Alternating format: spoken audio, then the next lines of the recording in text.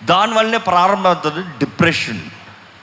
ఈరోజు ఎక్కడ చూసినా డిప్రెసింగ్ స్పిరిట్ తిరుగుతూనే ఉంది. డిప్రెసింగ్ స్పిరిట్ వచ్చిన వెంటనే చాలామంది అనుకుంటారు నాకు పెద్ద దెయ్యం పట్టేసింది.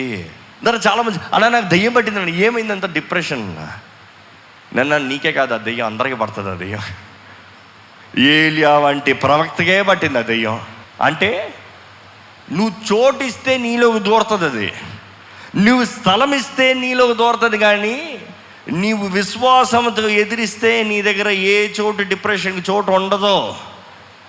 ఏలియావేమన్నాడు, నేను చచ్చిపోతాను, ఇంకా చచ్చిపోతాను అనుకుంటానండి. బైబిల్లో మనం చూస్తామండి, ఇంచుమించి 400 బయలు ప్రవక్తల్ని, ద టోటల్ వాజ్ 830 ప్రాఫిట్స్ని చంపాడు.